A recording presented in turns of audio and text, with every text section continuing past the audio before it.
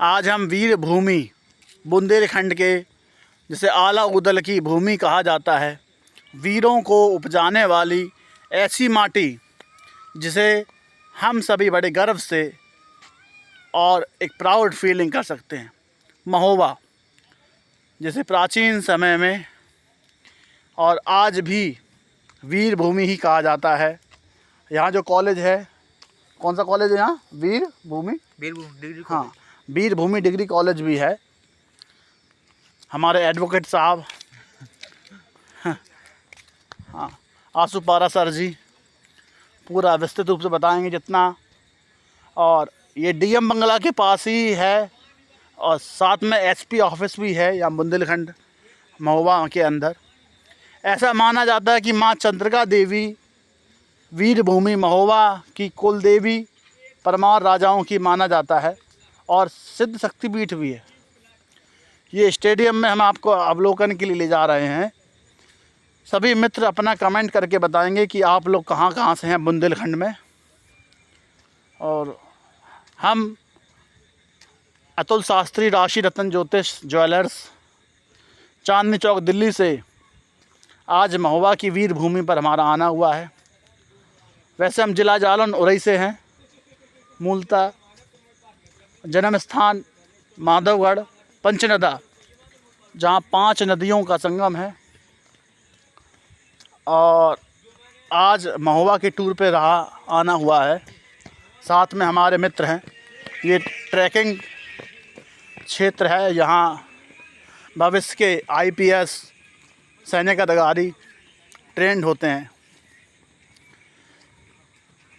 सामने एक ऐसा क्षेत्र हम लोग भ्रमण कर रहे हैं जहाँ पर अनेक इतिहासकार और साथ ही जागरूक पुरातत्व विभाग वाले, हिस्ट्री के अनेक नामचीन विद्वान महोबा बुंदेलखंड में अपने शोध प्रबंध पीएचडी करने के लिए यहाँ नए नए तथ्यों को उजागर करते हैं। ऐसा माना जाता है कि महोबा की भूमि पर परमार राजाओं का जब शासन रहा है तो आला और उदल, जिन्हें इतिहास में बनाफर कहा जाता है, उन बनाफरों के साथ संपूर्ण बुंदेलखंड के एक सशक्त भाग पे, और उरई के उस समय मामा माहिल राजा रहे हैं और दिल्ली पर उस समय समकालीन राजा पृथ्वीराज सिंह चौहान तोमर वंशीय विद्वान रहे। और जयचंद्र जी हमारे कन्नौज में ही विराजमान रहे। बाकी इतिहासकार जितने इतिहासकार मित्र हैं, हमसे वरिष्ठ लोग हैं, वो ज़्यादा बताएंगे महोबा के बारे में, जो स्थानीय लोग हैं। आज हम लोग दिल्ली से इसीलिए आए हैं कि आप लोगों को उस क्षेत्र के बारे में बता सकें। बाकी आप लोग अपने कमेंट के द्वारा ज़्यादा जानकारी दें, जिससे और ज़्यादा ज्ञानार्जन हो और सभी प्रकार की तथ्यों के बारे में बताएं। बाकी हमारे मित्र श्री आंसू पारा सर जी हैं, जो एडवोकेट भी हैं, वो ज़्यादा बता पाएंगे। बताइए सर, आपका वर्तमान में आईटीबीपी में सिलेक्शन हो चुका है जी। और आपको अग्रिम शुभकामनाएं। दिल्ली में इनका आगमन होगा, आपको मिलवाएंगे चांदनी चौक में। सर बताइए। ये महोबा स्टेडियम में हम अभी हैं। यहाँ से ही ज़्यादातर तैयारी होती थी मेरी। और ये मेरे अतुल जिया जी हैं, आज महोबा बुंदेलखंड में आए हुए हैं। इनका बहुत बहुत स्वागत है महोबा में। और ये उरई से आए हैं आज घूमने के लिए महोबा। इनका बहुत बहुत स्वागत है। और चित्रकूट से सत्य बनवासी राम सैया, हाँ, राम ललक भूमि, वहाँ से हाँ। जहाँ भगवान राम 14 साल रहे हैं, वहाँ से आए हुए हैं। कम लोगों को पता होता है कि भगवान श्री रामचंद्र जी चित्रकूट चिंताहरण कामदगिरि सुखधाम, श्री अनसुईया जी बनवासी राम, जिसके वर्तमान में अखंड धूना वहाँ काफ़ी मान्यताएं हैं। और शोध प्रबंध के लिए कि वहाँ जो जाना चाहे, जो साधक हैं, साधक मित्र हैं, ऐसे साधक मित्र वहाँ ज़रूर जाएं, क्योंकि वहाँ गुप्त गोदावरी का भी उद्गम माना जाता है कि माँ अनसुईया ने अपनी तप की शक्ति से, जो गोदावरी नदी है जो महाराष्ट्र में विद्यमान है, बहती हैं, उन गोदावरी नदी को अपने तप के बल से यहाँ उद्गम कराया। मानसिक गंगा जी मंदाकिनी जिसे कहते हैं, वो सती अनसुईया जी से ही प्रकट हुई हैं। सती अनसुईया जी के जस्ट बगल में जब आप सती अनसुईया जी पहुँच जाओगे तो ऊपर की साइड थोड़ा जाना पड़ेगा। सती अनसुईया जी के थोड़ा सा लगभग 50 या 60 मीटर आप चलोगे तो वहाँ वनवासी राम करके एक अखंड धूना चलता है। तो वहाँ अनसुईया जी की रसोई भी है। वो रसोई में जब आप जाओगे तो श्री लल्ली महाराज करके महंत वर्तमान में हैं, बहुत सिद्ध संत हैं, लगभग 25 सालों से निराहार हैं। उनका नंबर मैं कमेंट में डाल लूँगा। तो अखंड धूना है। तो ऐसा माना जाता है कि उन सिद्ध संत वर्तमान में जो निराहार हैं, वहाँ से अखंड धूने पे जाने से साधकों की तप शक्ति, ऊर्जा और पारिवारिक जो भी अपनी मनोकामनाएं होती हैं या इच्छा होती है या आध्यात्मिक ऊर्जा, क्योंकि वहाँ बता दें एक कल्प वृक्ष भी है। कल्प वृक्ष के बारे में ऐसा माना जाता है कि जो हम मनोकामनाएं सोचते हैं, जो मनोकामनाएं हम लोग एक फिजिकल कंडीशन में, हमारी जो भी एक स्थिति होती है कि हमको सोचते हैं कि हमारा शुभ हो, मंगल हो, हमारे सारे कार्यों में प्रगति हो,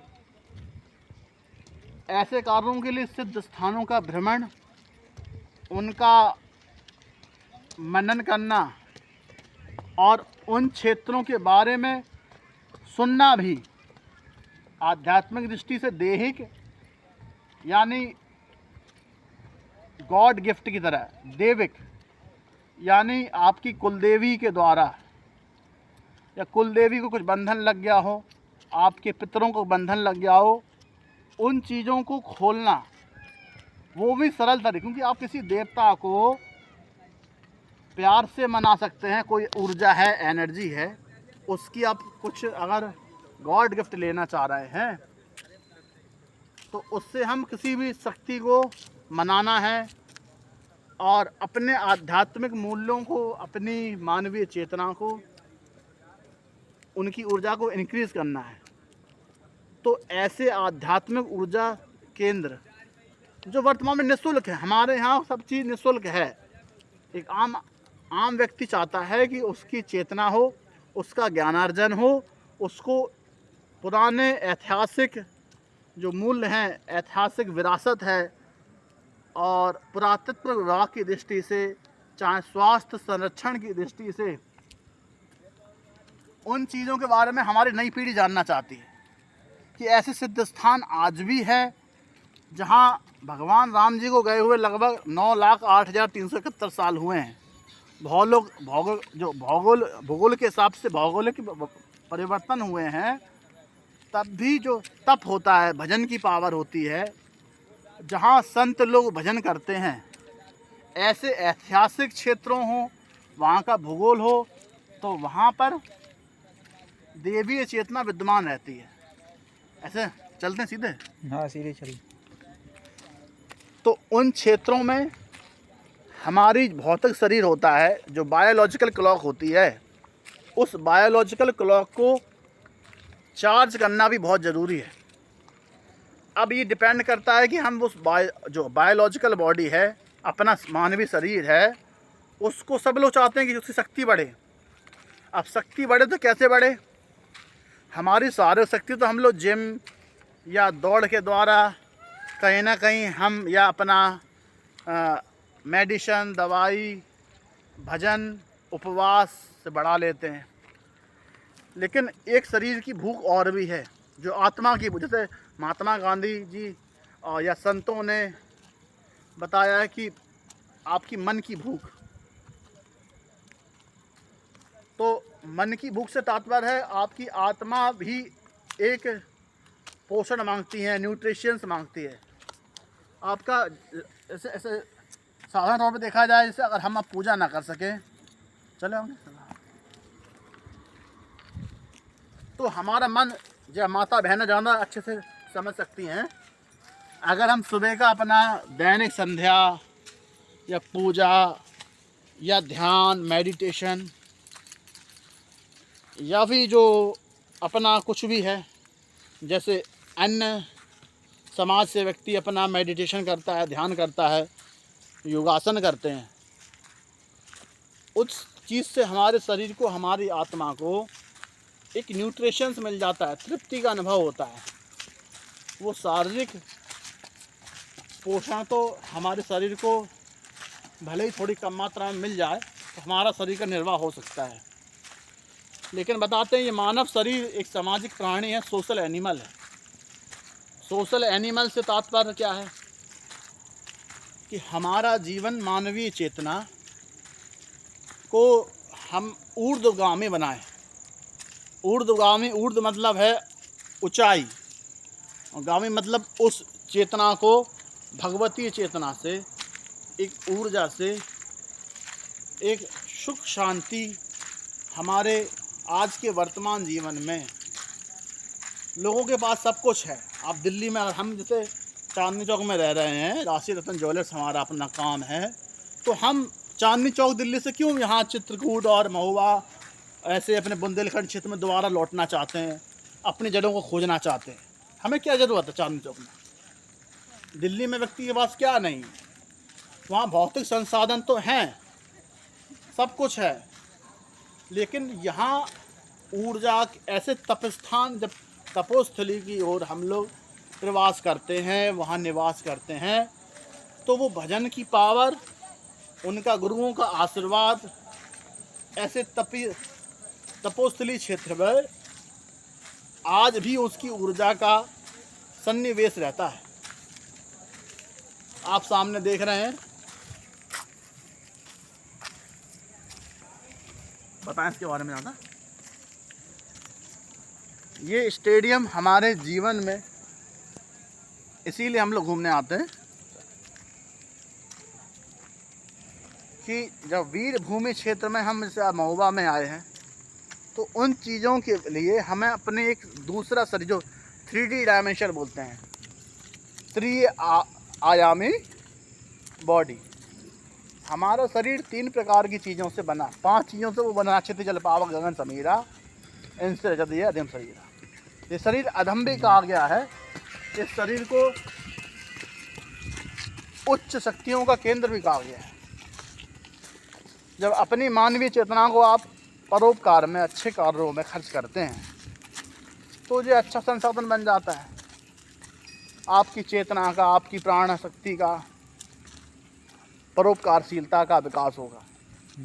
जब इसमें लालच, कपट, झूठ, फरेब और अन्य भौतिक चीज़ों का ज़्यादा समास हो जाएगा, तो ये आत्मा हमारी कलुषित हो जाती है। आपने देखा होगा, जो सज्जन अपने 1 घंटे भौतिक स्वरूप में न रह के 24 घंटे कुछ समय अपने लिए निकालते हैं, तो हमारी आत्मा हमसे सवाल जवाब भी करती है। हमारी आत्मा हर चीज़ का समाधान प्रकट करती है। अगर हमें सही मार्गदर्शन मिल जाए, सही चीज़ों का हमें एक जानकारी मिल जाए, तो अवश्य ही हमारी मानवीय चेतना हमें सही उत्तर दिलाती है। अगर एक सही गुरु हमारे जीवन में हो, एक तपोस्थली से हम जुड़ जाएं, एक स्थान से अपने स्थानीय, बस हमारी समझ ये है, जब हम अपने सत्य की पावर, सत्य की भजन, या 1 घंटे अपने जीवन के लिए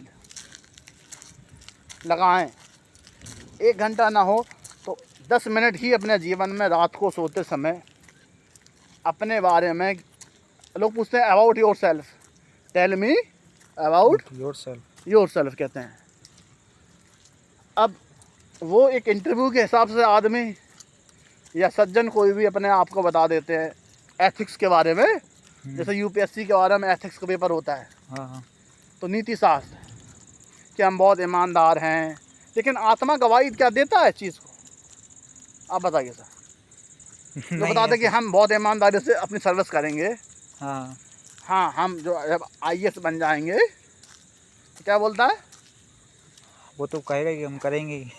हाँ हम सर बहुत ईमानदार रहेंगे, ओबीडियंट रहेंगे, I am hmm, very obedient, I am very honest person, I will be honest person. honest। तो अंग्रेजी की 2-4 लाइनें बहुत अच्छी लगाते हैं, बहुत ईमानदारी से हम पूरा कार्य करेंगे, लेकिन उस चीज़ को हमारी आत्मा गवाही नहीं देती। फिर उसको एक समय पछतावा होता है जब चिड़िया चुग गई खेत। तब कहेगा कि हम अपनी सारी ज़िंदगी यूं ही बीत गई, न तो हमने कुछ ज़िंदगी में कुछ कर पाया और न कर पाने की इच्छा है। तो ऐसे वीर भूमि महोबा है, चित्रकूट है, तो ये स्थान जब हम जाते हैं तो एक तो हमें देशाटन होता है। देशाटन मतलब अगर हमारे यहाँ शुरू से ही तीर्थ स्थान की महिमा है। अगर जम्मू कश्मीर का आदमी है तो वो कन्याकुमारी जाएगा, वहाँ से जल लेगा गंगा जी का और रामेश्वर चढ़ाने का। इसीलिए कि जब तीर्थ स्थान में जाएगा देखेगा, तो एक बताते हैं लोग वाह कि वो बंदर वाला प्रेम होता है कि हम जब किसी को मरता हुआ देखते हैं, शमशान में जाते हैं, तो बंदर की तरह ममता हमारे अंदर जाग जाती है। एक बताते हैं बिडाल भक्ति। बिडाल मतलब संभवतः बिल्ली से मतलब है, बिल्ली भी चोरी कर लेती है दूध की। ऐसे ही हम किसी को जब किसी विपत्ति में देखते हैं तो हमें धर्म की याद आ जाती है। धर्मो रक्षति रक्षता, धर्म की रक्षा करोगे तो धर्म आपकी रक्षा करेगा। ऐसे जम्मू कश्मीर में थे, बताते हैं इतिहासकार, जब वहाँ कश्मीरी पंडित जी वगैरह लोग थे तो राजा जो कर्ण सिंह उस समय थे, जम्मू कश्मीर के महाराज हरि सिंह जी थे, वर्तमान उनके पुत्र कर्ण सिंह। तो राजा हरि सिंह जी ने कहा कि हम सभी को कश्मीरी अपने एक सनातन पहचान दे देंगे। तो वहाँ के वर्तमान के जो कश्मीरी पंडित जी, जो ब्राह्मण जो भी थे, कश्मीरी जो वर्तमान में लोग थे, उन्होंने उसका विरोध किया कि अगर इनको सनातन में लाएंगे तो हम इस वो रावी नदी और जो भी वहाँ सिंध नदी जो भी है, उस नदी में हम झेलम में नाव में सब बैठ गए कि अगर इनको हम अगर सनातन में लाए तो हम नदी में डूब के मर जाएंगे। देश आज़ाद हुआ, कबलाइयों ने हमला करा, वही कश्मीरी जो किसी को अपने में आने के लिए अपने उसके लिए मना कर रहे थे, फिर उनका क्या हुआ? कभी कोई हमारे पास आए तो अतिथि देवो भला, तो उसका तिरस्कार मत करो। हाँ ठीक है, हमारे यहाँ उसका ध्यान रखा जाए प्रॉपर तरीके से, लेकिन एक प्रेम ऐसी चीज़ है कि प्रेम से आप जंगली कुत्ते भी ट्रेंड किए जा सकते हैं। वही चीज़ है कि अपना, ऐसे बताते हैं कि मिशनरी अस्पताल होते हैं, जो मिशनरी अस्पताल होते हैं, तो अच्छे अच्छे हिंदू लोग दान तो सब लोग करेंगे, लेकिन जब बीमार होते हैं तो क्या आता है, मिशनरी अस्पताल में इलाज के लिए जाएंगे। भाई अब जब हिंदू लोग अपना लोग हैं तो मिशनरी अस्पताल में जब आप भी तो बना सकते हो अस्पतालों को, लेकिन लोग वाग, हाँ आप दान करें, भंडारा करें, अच्छी बात है, लेकिन अपने संसाधनों को, क्योंकि मिशनरी लोग हमने देखा है, सुना है कि बहुत ही सेवा भाव से अपना काम करते हैं, क्योंकि उन्हें भी कहीं ना कहीं, अब लोग कहेंगे बाहर से पैसा आ रहा है, अरे हम लोग दान पुण्य नहीं करते? सनातन में कर सकते हैं, लेकिन थोड़ा सा व्यवस्थित होने की ज़रूरत है। हम लोग उनसे ज़्यादा अच्छा कर सकते हैं।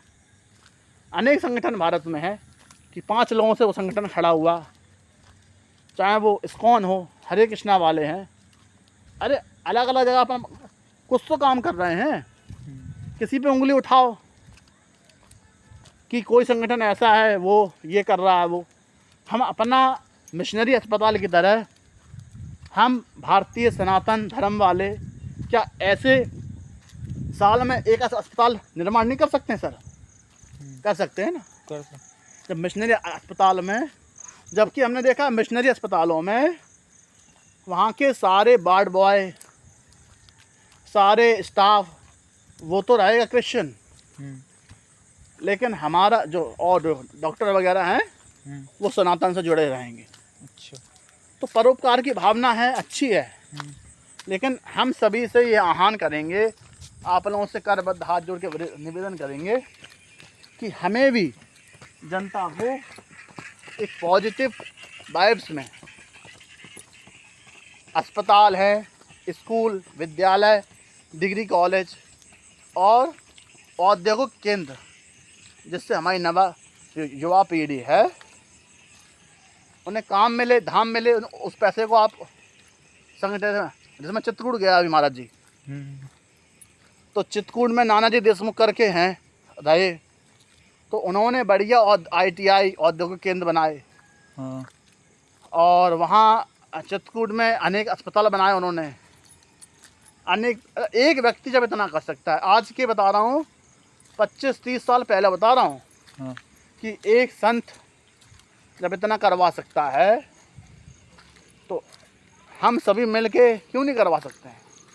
कुछ नहीं, साल में एक अस्पताल या 2, 4, 5 साल में एक अच्छा सा मिशन अस्पताल हो, एक अच्छा औद्योगिक केंद्र हो, तो आओ हम सब पहल करें और एक अच्छा मिशन अस्पताल की तरह एक अच्छा स्वास्थ्य केंद्र हो वर्ल्ड क्लास, एक अच्छा औद्योगिक केंद्र हो जिसमें हमारे यंगस्टर्स, युवा पीढ़ी वहीं से प्रशिक्षण लें, और कम से कम हर ज़िले में कम से कम ऐसी पहल हो कि एक यूनाइटेड पहल हो, और कुछ PPP यानी पब्लिक प्राइवेटेशन, पब्लिक भी साथ देगी तो जब वो सरकार भी सर साथ देगी, है ना जी। कि सरकार भी जो जब एक मूवमेंट चलता है तो कार्य करता है। तो इसी तरह मैं अपनी वाणी को विराम देता हूँ कि धर्म की बात भी करी हमने, चर्चा करी, और राज्य की, देश की, और साथ साथ अपने युवाओं के लिए कि हम भी ऐसे ही मिशन अस्पतालों को संचालित करने के लिए हम सब व्यापारियों से करबद्ध निवेदन करते हैं। क्योंकि व्यापारी जगत एक ऐसा जगत होता है, ऐसा काम होता है कि व्यापारिक जगत सबसे आगे होता है, और उसका फ़ायदा जब जनता में बताते हैं कि गरीबी होगी तभी ही हम व्यापारी लोग बच सकते हैं। जब रूस में, फ्रांस में वहाँ विद्रोह हुआ तो जनता राजा के पास पहुँची, बोले साहब हमें भूख लगी है। लुई 16वां था उस समय फ्रांस में, तो उनकी मैडम राजा की रानी कहती हैं कि क्या आपके पास केक नहीं है खाने को, या बटर स्कॉच नहीं है, आइसक्रीम खाने को नहीं है? अरे वहाँ ब्रेड नहीं है, केक नहीं है। जनता के पास एक रोटी सूखी ब्रेड नहीं थी, और उन्होंने 50 मटर पनीर, पनीर टिक्का, इस तरह से 50, तो जनता आग बबूला हो गई, और वहाँ का जो भी धनाढ्य वर्ग था उसको जनता ने लूट लिया। तो बताते हैं कि शांति जब ही संभव है, व्यापारी जगत हो या जागरूक समाज हो, समाज के सभी प्रबुद्ध वर्ग हो, युवाओं के लिए औद्योगिक केंद्र अपने पैसों से या समाज में चंदे से कैसा भी एक अच्छा मिशनरी अस्पताल हमें कम से कम 1 साल में, 2 साल में हर जगह अपने स्थानीय स्तर पे बनाना चाहिए। उससे नए रोजगार पैदा होंगे और सत्य सनातन धर्म की जय होगी। धर्म की जय हो, अधर्म का विनाश हो, प्राण हो। नमः पार्वती, हर हर महादेव।